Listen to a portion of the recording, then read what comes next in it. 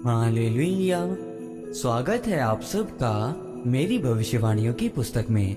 तो आइए हम आज के पवित्र वचन को पढ़ेंगे जो कि परमेश्वर के दास प्रेरित अंकुर यूसुफ नरूला जी के द्वारा लिखा गया है। आओ हम पार चलें। जैसा कि मरकुस की पुस्तक अध्याय 4 उसकी 35 आयत में लिखा है, उसी दिन जब सांझ हुई तो उसने चेलों से कहा, आओ हम पार चलें। मेरे प्रियो, बाइबल में यीशु मसीह ने कहा कि आओ हम पार चलें, और वह भीड़ को छोड़कर नाव पर जा रहे थे। तो रास्ते में एक बड़ा तूफान आया और उनकी नाव पानी से भर गई और चेले डर कर चिल्लाने लगे। उन्हें ऐसा लगा कि वो मरने वाले हैं। तब यीशु मसीह नाव पर सो रहे थे और चेले यीशु मसीह के पास आए और उन्हें उठाकर कहने लगे कि हे गुरु, हमें बचा। उन्होंने कहा कि प्रभु, क्या तुझे चिंता नहीं कि हम नष्ट हुए जाते हैं? तब यीशु मसीह ने उठकर आंधी को डांटा और पानी से कहा, शांत रह, थम जा। और उसी समय पानी थम गया। तब चेले सोचने लगे कि ये कौन है जिसकी आज्ञा आंधी और तूफान भी मानते हैं। यीशु मसीह ने कहा, तुम क्यों डरते हो? क्या तुम्हें अब तक विश्वास नहीं? उस समय जब वो अपनी सीमा को पार करने जा रहे थे, आगे बढ़ने जा रहे थे, तो शैतान उन पर अटैक करने आ गया ताकि उनका विश्वास खत्म किया जाए। इस बात को यीशु मसीह भी जानते थे और शैतान भी जानता था, लेकिन चेले नहीं जानते थे। इसीलिए शैतान उन पर अटैक करने के लिए आया था।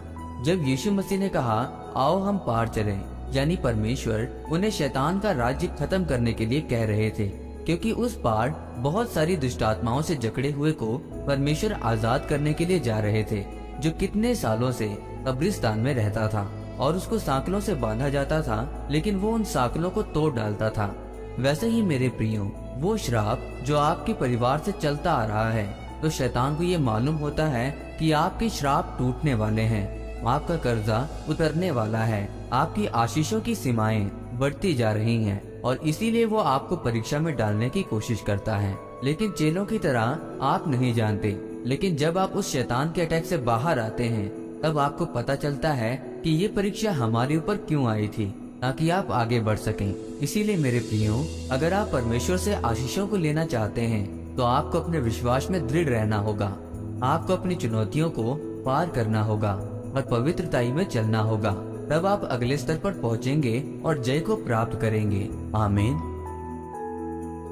आइए इस प्रार्थना को आप मेरे साथ एक मन होकर करें। सर्वशक्तिमान परमेश्वर, इस वचन के लिए मैं आपका धन्यवाद करता हूँ। परमेश्वर, मैं ये प्रार्थना करता हूँ कि मैं अपने विश्वास में बढ़ता जाऊँ और आपके कामों को करता जाऊँ, प्रभु यीशु मसीह के नाम में, आमीन। परमेश्वर आप सबको आज के वचन के ऊपर मनन करने के द्वारा आशीषित करे, आमीन।